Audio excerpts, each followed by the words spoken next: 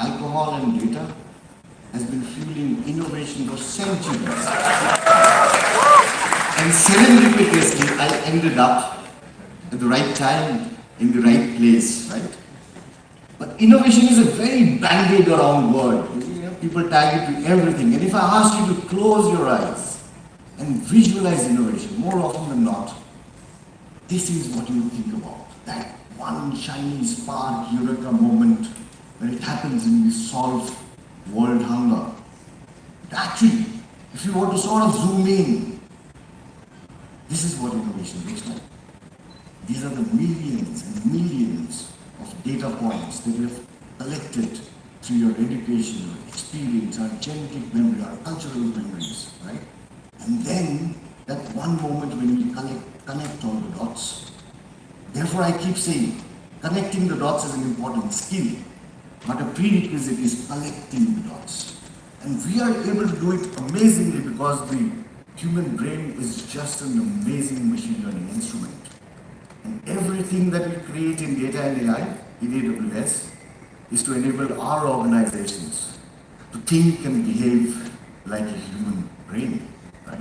And at the very forefront of this is very obviously AI. And who here doesn't have an AI mandate? Show of hands. Who in their daily jobs doesn't have a mandate to do something with AI? They obviously not. And there's a lot of chatter. I would actually encourage you to go check out these websites. It's OECD. They track AI chatter. There's very obviously a speed gap at a point of time. And zoomed into India. If you zoom out, it just goes mad. Right? There's just constancy there. But does that happen at the snap of a finger? What do you really need to be able to get value out of your generative AI projects? The obvious, but somehow not so obvious answer is data. And today, the entire day is all about how data and AI is being leveraged and used for businesses to make and innovate better products and better services, right? We are very, very privileged to have our customers from Zomato, from Licious, from JustPay, right? From Nykaa, from Big Basket, from Zeta, Tata Elxsi, Cred, Wells Fargo, and Postman will come here and share their experience of using this to create India-scale products and services. We are also a partner-first organization. You'll have a partner from Oracle who will come and talk about something very exciting in the very near future, which will have access to India. We'll have our partners from PwC come and talk about how they are seeing organizations transform themselves in this age of AI. We'll very obviously have our partners from Minfi, from Lumik, Crayon. All of them will be here. They'll talk about it. And finally, we've got our own AWS experts who've flown in from all over the world and from this country to be able to share with them. These are the people who every day are innovating on all our behalves to make better, newer services that you and I can leverage, right? I'll just take a breath. So this is our stated India mission, right? We want to build from India, for India, and for the world. And like it said, this is the moment. This is India's decade. Here is when it's all happening. But we have been in India for a bit, as AWS, and I constantly think, does any of what I do actually impact anybody? So therefore, one day I sat down and I thought through a day in my life. And I thought I would probably walk you through what my day looks like. From the time that Alexa wakes me up in the morning, right, where I run, to the razor that I don't generally use,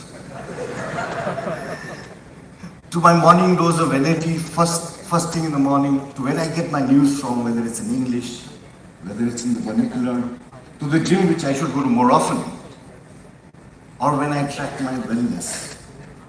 And I do any of this. There is an AWS data and AI customer who actually touches my life. When I then start my commute to office, when I gracefully slide my e-bike through the traffic, even the tires that these vehicles run on, or maybe I drive my own car, catch a ride-hail cab, on the way to the airport, download my boarding pass into Digiyatra, which makes swooshing through the airport such a breeze. And as Indians, we should be very proud of what Digiyatra has done, right?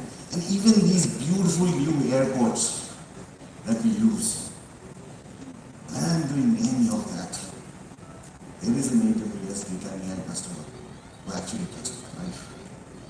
And when I get into office, I wish I was every day as enthusiastic as that. But yes, most days. And then I look at all the apps that I use, right? Whether it's my marketing apps, whether it's my CRM, whether it's my accounting apps, and so many more that you and I use every day without really being conscious. Even when I take a break in office, I sneak in that chai cigarette. When I order my lunch from, what I eat, how I pay for it, maybe get a little bank work done. And when I'm doing all of that, there is an AWS data in my customer who touches my life. And then after a hard day's work, when I go home, if you're like me, I like to put up my feet, get a drink, have a little chakna with my drink, Netflix and chill. Why just Netflix and chill? Every streaming service and chill. Maybe book my next vacation, help the kids with some coursework, book the ticket to the next IPL. And when it's my turn to cook, it's always either a 2-minute meal, but most probably, let's be honest, I'll probably just order in. And finally, when I'm winding down, when I have that last little pill, which was delivered to me within 30 minutes, I read a little, listen to a little soundscape, and then drift off in the soft mattress. From dawn till I'm down,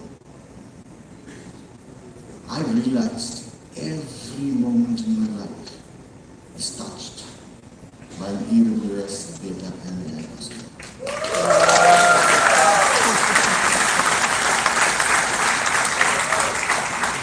And if you look back and think about it,